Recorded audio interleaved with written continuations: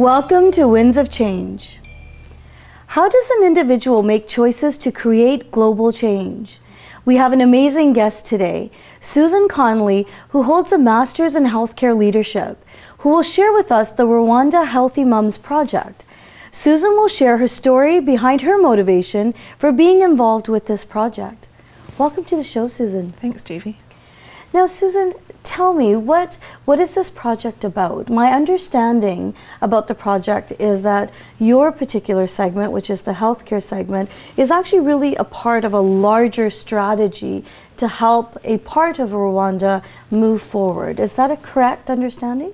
Yes, it is. The Healthy Mums Project is a project designed to keep mums healthy during pregnancy. Okay. It has quite a few elements to it as far as keeping mother's nutrition healthy and finding clothes for the babies and the mom, as well as having volunteers that will go into the mother's home and help to give them some advice and to make sure that they get to the hospital to have their babies in time. Mm-hmm. Often mums who live quite a ways away from the hospital, they walk for about 5 or 6 hours, and by the time they get to the hospital, they're too tired to deliver the baby, so there is a high rate of cesarean sections. Okay. Now, do they have the equipment to do cesarean section? The equipment at the hospital is very modest. Okay. There is limited water and washer and dryer. The equipment and the state of the hospital is primitive compared to certainly in our country. Okay. And the access to infection control is very limited. So there is a high rate of infection in mums. Now, Susan, what would motivate an individual to do the type of work you're doing? Like, I find it amazing that somebody would give up work life and all the, I mean, you've got children and you've got a family life here, and to be able to give that up and to go, whether it's a week or 2 weeks, and to go into a different country and to do this type of work, what motivates you to go? When I was asked to go by a colleague of mine,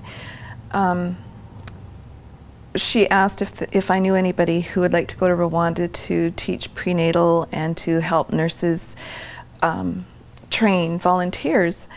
And I just said yes automatically. It was not a question. It was something that has always been a part of my life, is looking after babies, and I have a background in public health nursing as well as special care nursery.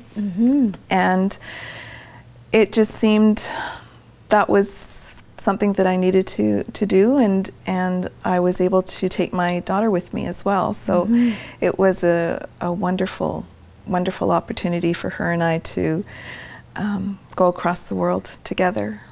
Now, Susan, when you got on that plane, what were you thinking? What sort of feelings were coming up for you?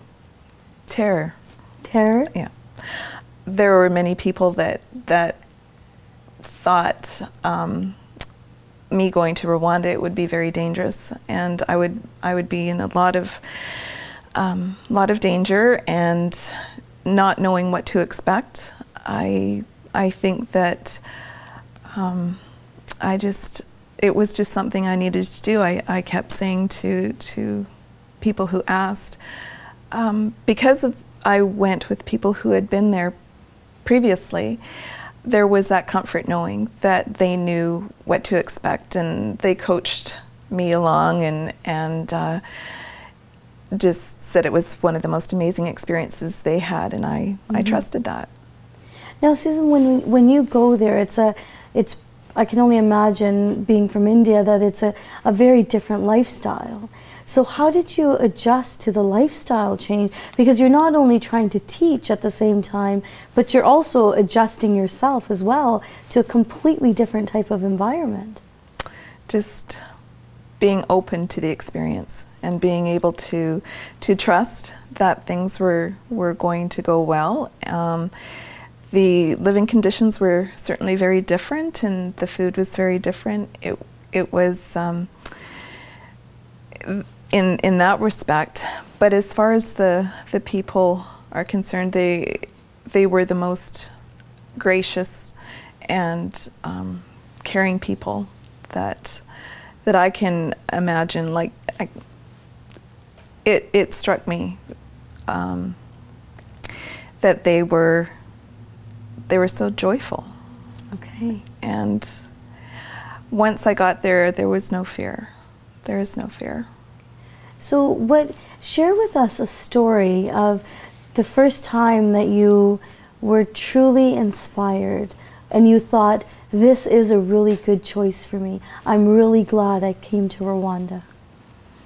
Oh my goodness. Oh, I think touring the hospital and going into their special care nursery, which was a room where there was a wood-burning stove, and they opened the doors to let the heat into the room, and the babies were in buckets, and the tiny little babies with oxygen masks on and IVs, and it was a very, very different from what I was used to when I worked in the nursery. And just to see the looks on their faces, and mother's joy is no different there than it is here, and the pride they had in showing off their babies, it was just very, very, very cool. Mm-hmm. Mm-hmm. Now, Susan, when you're there, do you adapt to the culture within Rwanda? Oh, I think so. It does take a while, yeah. But because they are so welcoming, because they are so joyful, the people that we've met, I feel very comfortable in a heartbeat. I would go back in a minute. I consider them to be an extension of my family.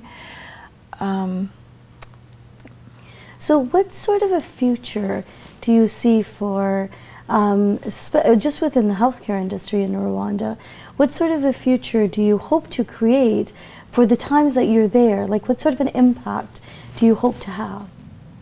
Well, the project first started in one village, and we raised money in Canada to be able to pay for the wages for a nurse for a year. And we asked that they keep some statistics around how many births there were and how many babies were over a certain weight, and we asked for that information every 3 months, and they were able to provide that by email. And we saw that the changes in birth weight was going up. There was less infection. There was less deaths. So we knew that something was going on. Something was working. And when we went back to Rwanda the next year, there had been a lot of changes around having the nurse actually work with the families around nutrition, around family planning. Mm-hmm. They had expanded to focus on more of the nutrition piece as well. Mm-hmm. And the more the project became popular, mm-hmm. more women were enrolled in it, and there were certain incentives for the mums to be a part of the project. For instance, we have a goat project that we provide 2 goats for every mum who's in the project, and the goats provide the manure for the soil because the soil is so acidic.